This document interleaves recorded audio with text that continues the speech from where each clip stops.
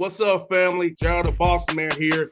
You're tuned into the Bossman Show on AM 1010, AM 1430, 1055 The King.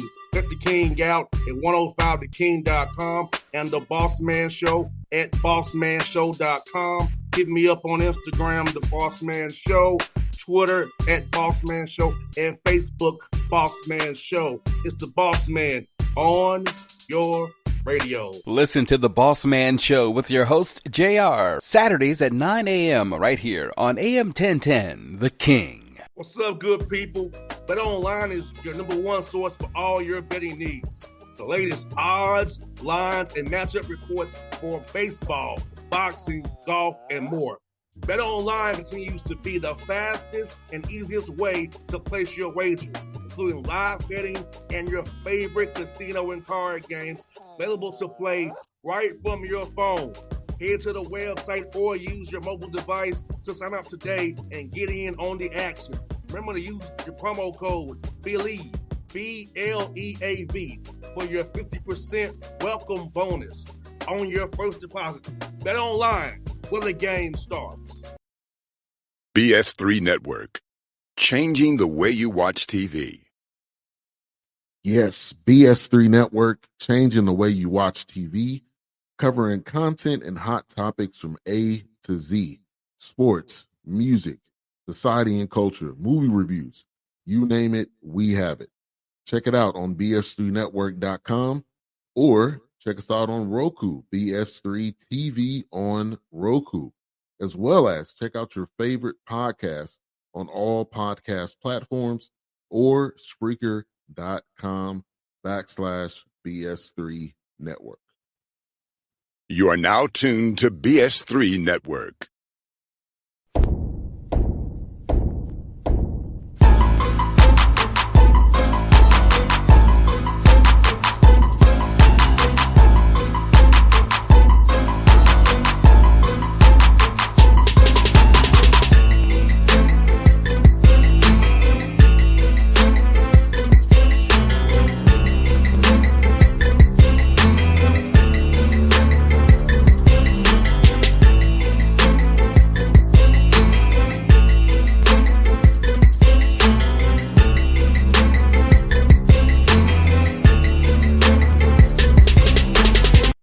Folks, back on the Bossman Show here, Coach Mark Mitchell, Wilberforce Bulldogs, Wilberforce, Ohio, doing this out the NAI. You see him in that nice shirt back there. Coach Mitch, how you doing, my brother?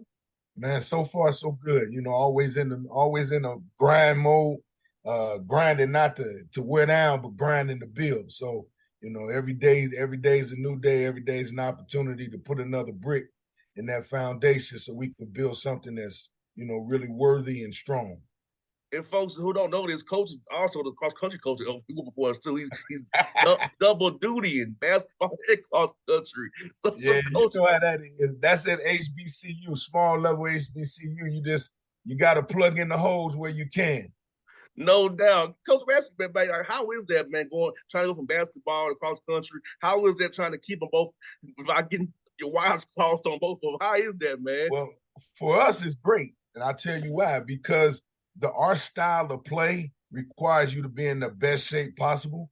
And the way that we train allows us to simultaneously train for any event that we're in, and then mainly cross country. Our young people this past Friday, they really did well in the Wright State event, and they competed.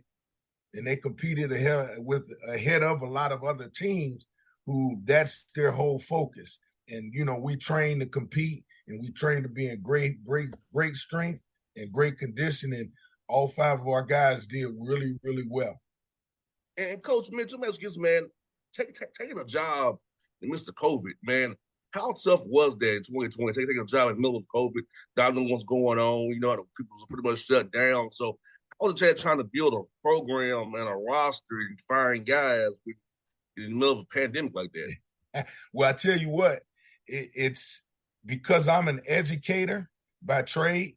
So what happens is when things go the other way, you pivot, and you're able to pivot just like you were making a lesson plan and things went south in the classroom. You got to make a pivot. Well, for us, it was a great pivot. I'm going to be honest with you, because we didn't have to prepare to play games.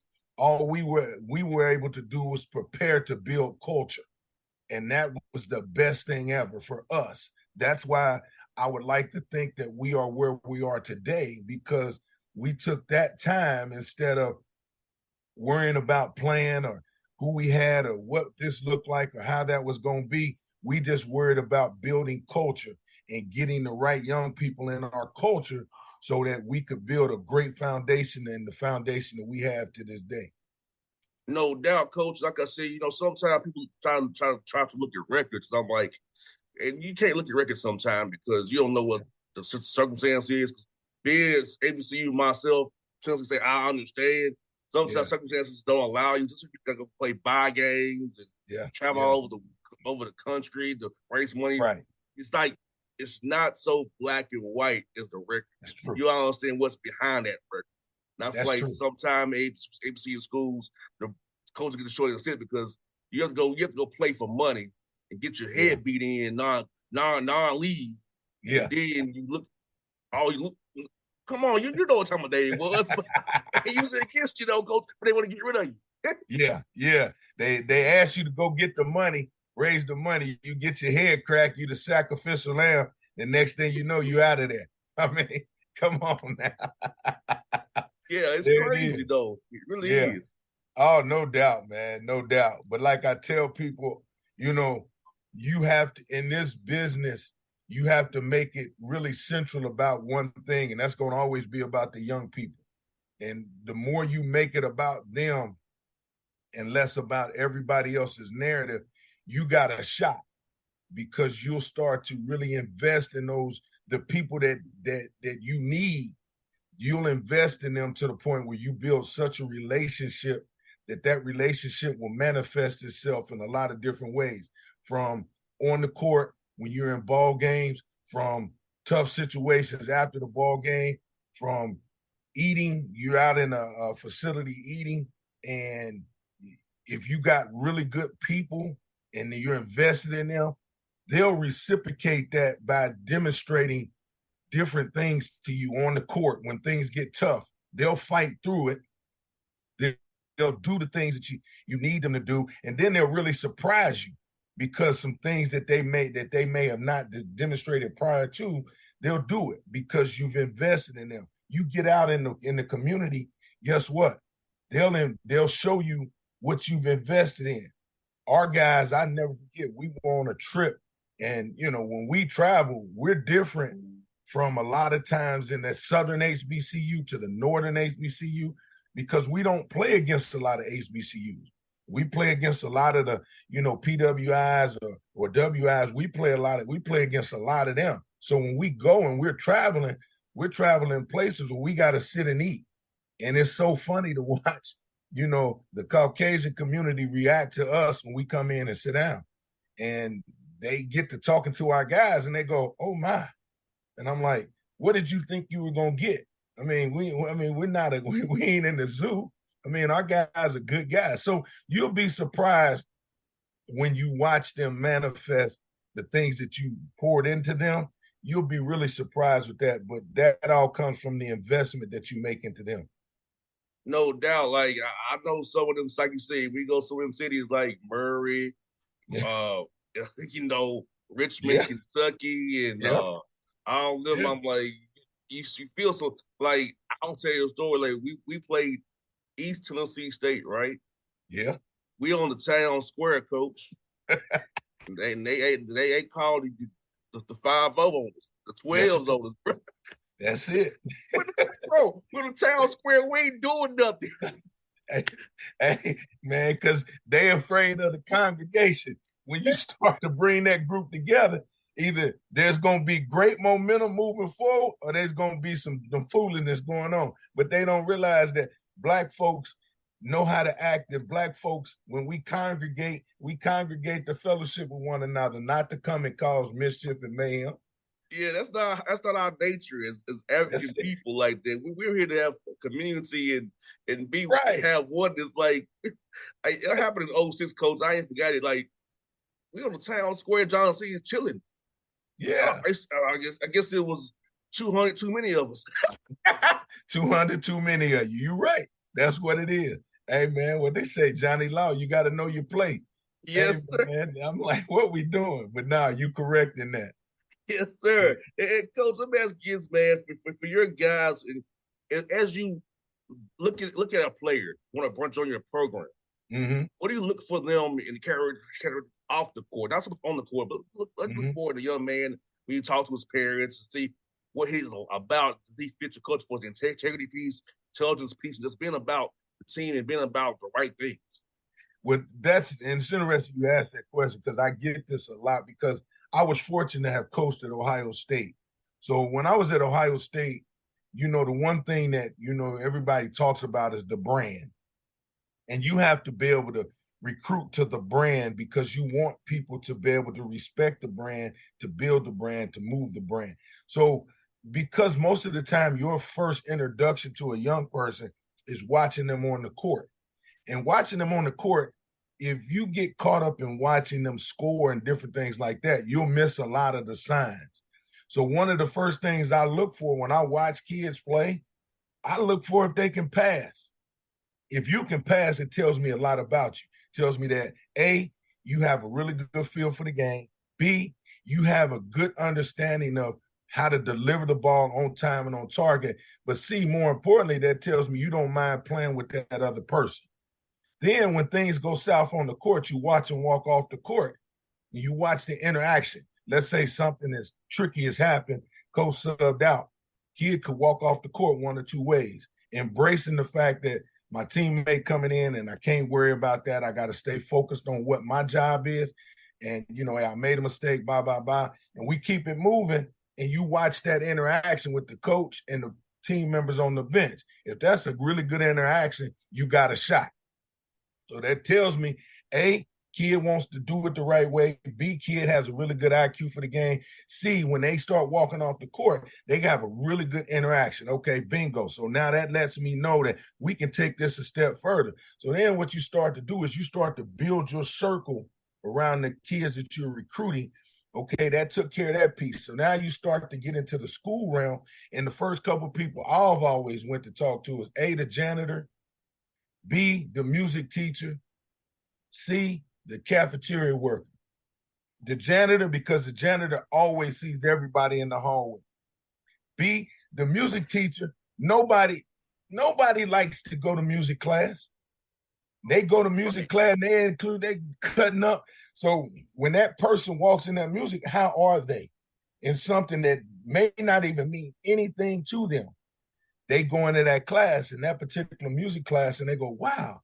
And if they're in there doing what needs to be done, that tells me a lot about how they're going to be in class and how they're going to approach the academic piece. And then when you get to talking to the cafeteria worker, you find people when they're at their most vulnerable is when they're eating because they're most relaxed. They're in a good environment. So how do they play that?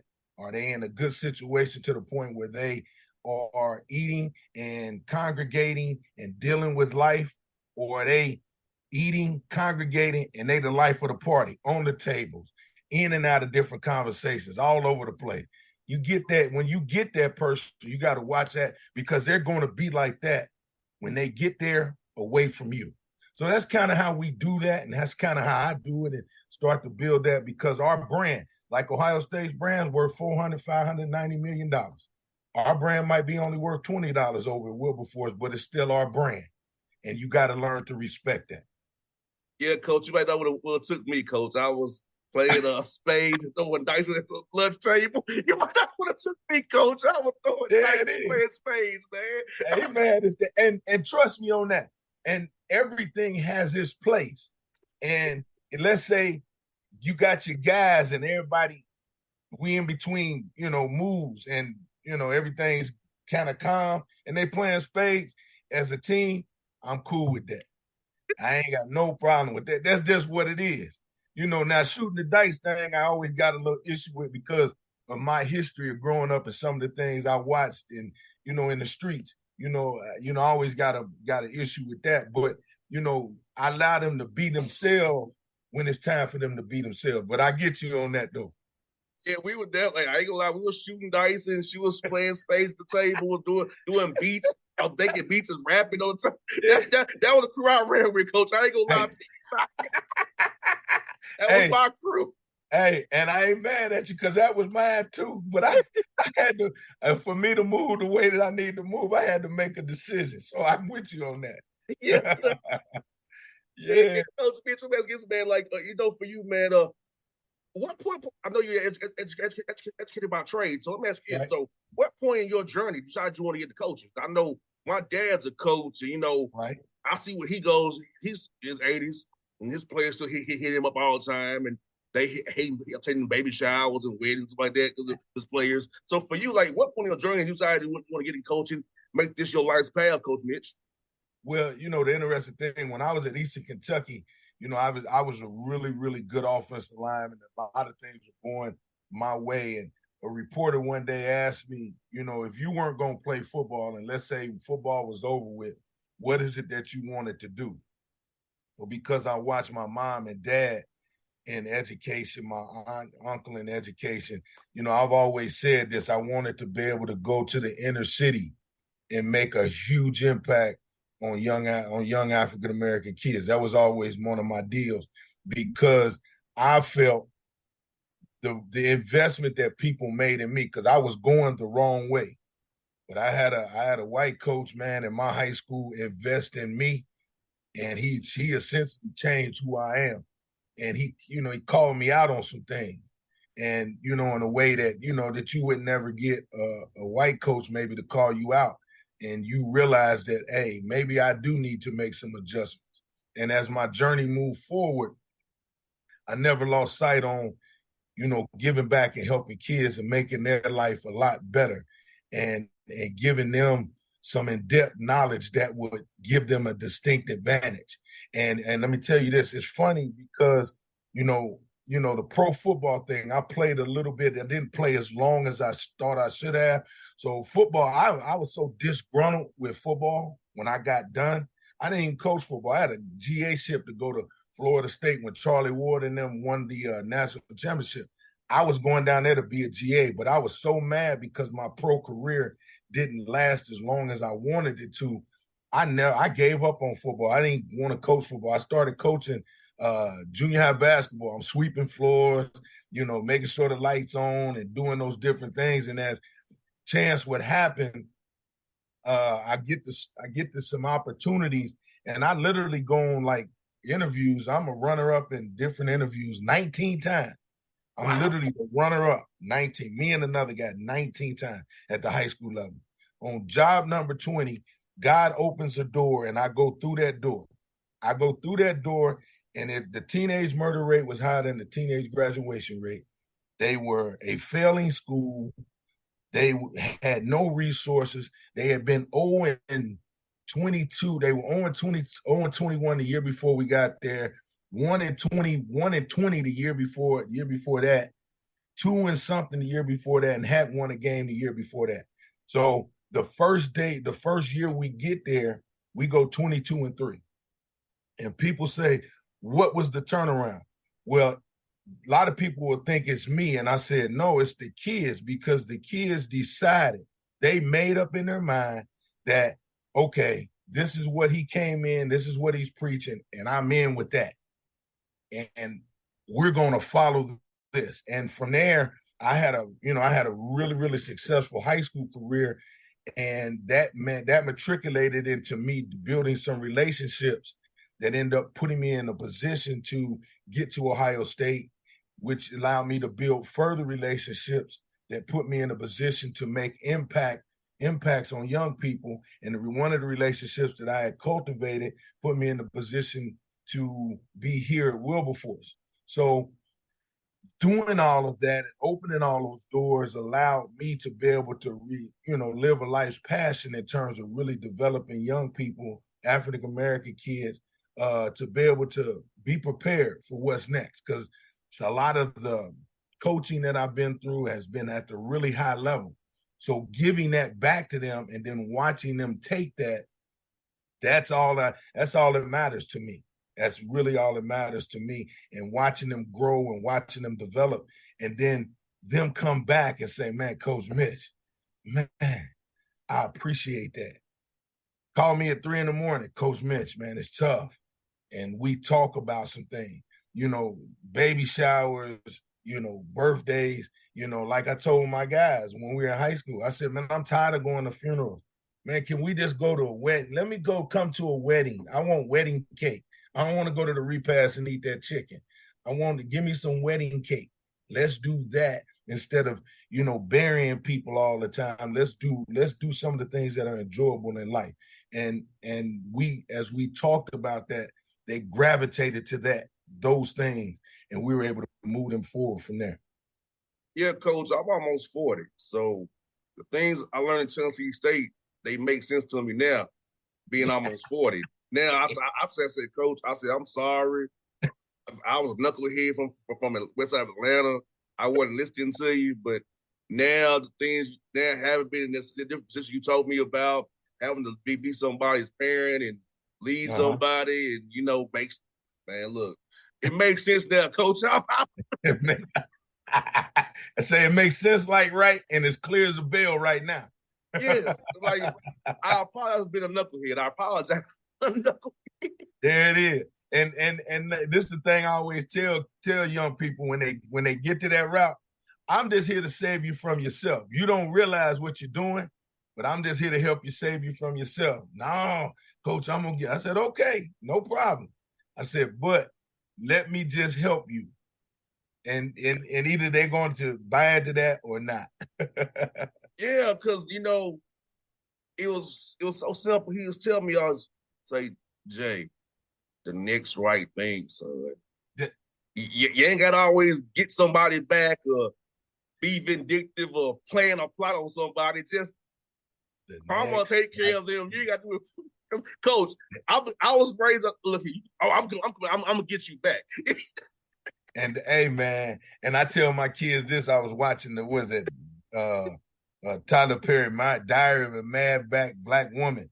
Cicely Tyson said something in there that's so eloquent to me. She says, baby, God can do far more with them than you can. Hey, so that obviously right there releases everything. So I tell my guys, man, don't get yourself into that world, because God can do more with them than you can. So you focused on, to your point, the next right thing, and let everything else fall where it may.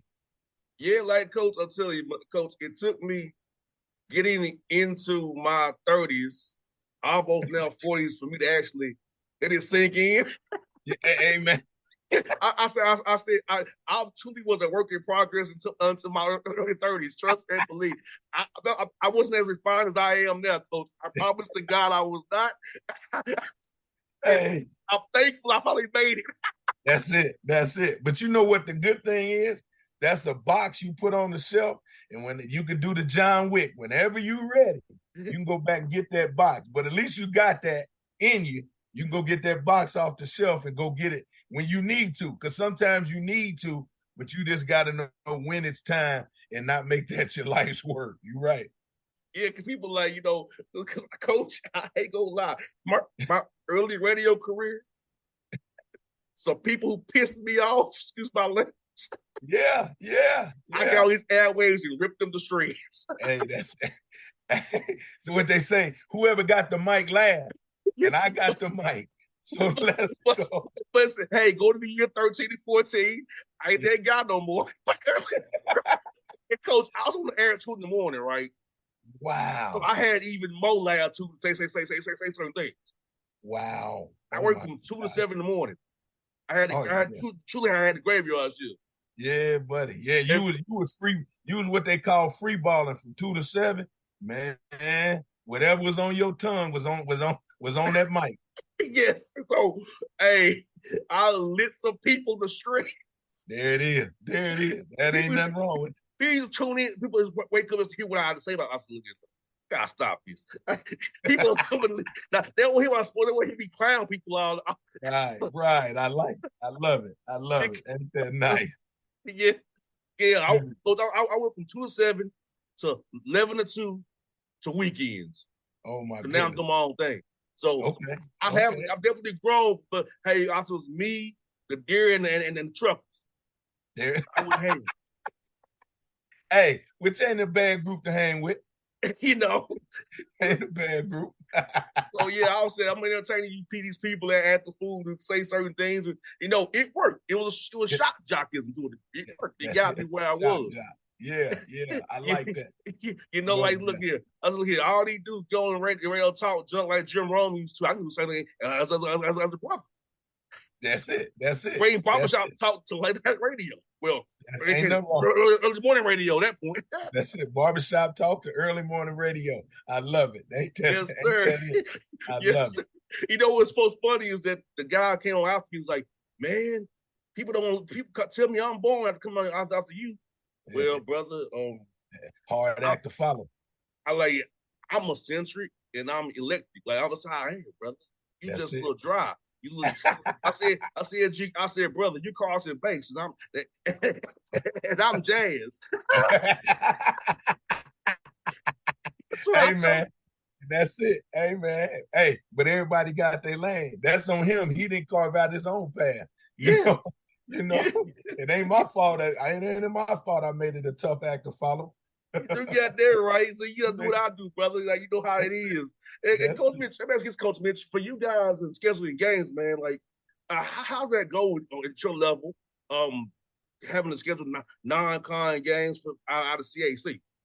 Well, here's the good thing with us is, you know, because the CAC is that independent world, we get a chance to kind of be really eclectic, if you would, to schedule some variety of games. And we have a wide variety of games, especially this year.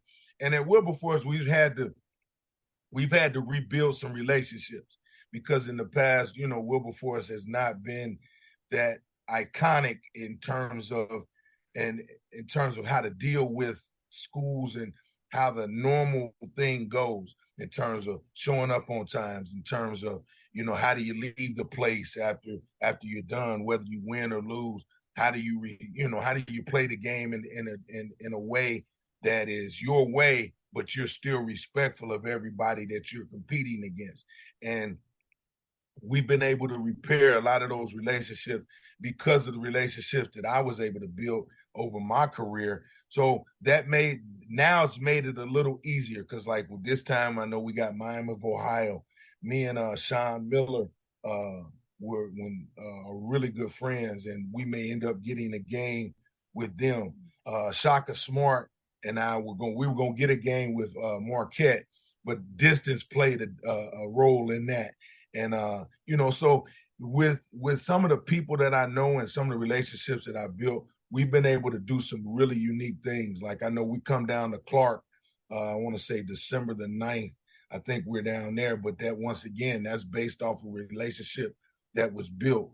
And then it's tough sometimes because our style of play makes it really scary for some people. Like we played Ashland up in Ashland, Ohio, and they're one of the top NCAA D2 teams in the country. And we go up there and we beat them on their court. And they had been undefeated. And we had beat them there. And people were like, whoa, wait a minute. So he didn't want to schedule us this year. And you know, once again, that's a money game for us, but I get it. Then we turn around 2 days later, we beat Central State. And, you know, so our style of play is one of those styles that can be somewhat scary. But, you know, there are now some coaches who are really willing to open their doors so that we can continue to kind of grow our program and play some of these games to help our kids get some really unbelievable experiences. So we've done a really good job scheduling non-conference and scheduling some guarantee games. And like we tried to get with Coach Penny down at Tennessee State, because I know Ty, who's the women's coach, I know him really, really well. And you know, Coach Penny, he never returned my call. So I guess, you know, that we'll try to get with that a little bit next year. Talk to him personally. You need me to go talk to him. I can go walk in his office and talk to him. Man, we'll let him know. Let him know. I'm saying my man, Coach Bitch, wants to holler at you, man. Wilberforce. Yeah. But I think what it could be is he's already playing fist. Yeah. That could be because every first game of the year is fist. Okay. Yeah. So that could be he didn't want to play 2 NAIA schools. Yeah, well, that's his what they would call that non-D1. Yeah. So then they with the rule change like that, that's really made it tougher on smaller schools like us to be able to schedule games like that. But to your point, you're right. That could be that he already got that 5th game in there. He don't want to probably play 2-9, but I will trust me. I'll see you next week in Nashville. I'll be up there for the John Mayer Classic. So I will see him. And I'll be like, hey, bro, let's hey man, I'm telling you, we love that opportunity because I could get my people from Memphis. They would love to come up and get some things. And me and Penny Hardaway are really good friends, and we were gonna get it. We had a situation set up with them, but they had already had too many non-D1s as well because we were gonna play Russ, and we were gonna kind of pair it up with Russ, Lemoyne, and Memphis. And but some things logistically didn't work out, but those are the opportunities that we really been trying to cultivate and work on. Well, if you ever need any help with Kennesaw State, I'm cool with Petway. I'm cool with Johns Hayes at Georgia State. I'm cool with David Stoudemire at Tech. So I can always talk to them brothers for you, man. Hey, I appreciate it. I know the Jonas twin. I know them, the Hayes twins, really well because my uncle was the principal at Dub in Atlanta for years, and so I remember meeting them when they were still in high school, and we just kind of kept a relationship. And one of my former players is on their staff down at Georgia State, so it's a good deal though. But now we're gonna lean on it. We're gonna lean on you, my brother. Hey, brother. Hey, look, this is a true story. I have got games done by people knowing me. That's a true story. I have arranged games by places I have with certain coaches. I've done that. It's very true. I've done that in the past. I'm with it. Hey, guess what? We gonna lean on you. We cultivating this relationship, and we gonna lean on you, and we gonna help each other, my dude. Yes, sir, Coach. I'm gonna tell you, Coach, before you go. When I was a kid in school, we did a project on HBCUs. What's HBCU down there do a project on? Wilberforce. Are you serious? Yes, wow. 4th grade. Are you? Wow. Ain't that something? Well, yes. Well, they got plenty of history out there. Some of it ain't as good as it is for other schools. But nonetheless, we got a history, and we just got to embrace. And what else we would do? We had to write a letter to each school wherever we picked, and they sent us. I got a Wilberforce flag, some pencils. So that's what we had pencils like that, kids. Pencils, and I got me a sticker to put on my wall. So yes, So that was probably in 4th grade. You know how many years ago was that? 30 years ago. Ain't that something? Because I'm 84, so that means that was 93. Yeah. So 30 years ago. Man, hey man, wow. So it's full circle now. 30 years later, full circle. Hey, but once again, like I always say, this thing of sports makes the world smaller. So there it is. But Coach Mitch, it's been fun to talk to you, my brother. I'm getting them offline, man. We can stay in contact with each other, man, and work together, man. And I'll see you at Clark on December 9th there, man. And we'll get this thing going, brother. No doubt. I appreciate it. I'll make sure you have all my contact information. I'll email you with all of that information. Follow us on Twitter and Instagram, and you'll see a lot of the things that we're doing with our program. Like we journal a lot. We're reading a couple books right now. So we do a lot of things that are not just about basketball, because we're about the investment of that total kid and developing them. So follow us on Twitter and Instagram, and you'll be able to see a lot of that. I'll share that with you via email here shortly. We'll do, Coach. It's so fun, my brother. All right. Likewise, man. Hey, keep doing your thing, big fella. I ain't mad at you. No doubt. I sure will, brother. All right, baby. Be good, man. Thanks for having me. Anytime. All right, baby. BS3 Network. Changing the way you watch TV.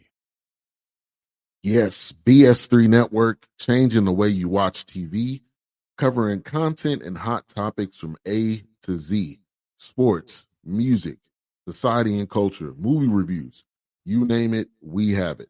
Check it out on bs3network.com Or check us out on Roku, BS3 TV on Roku, as well as check out your favorite podcast on all podcast platforms or Spreaker.com/BS3 Network.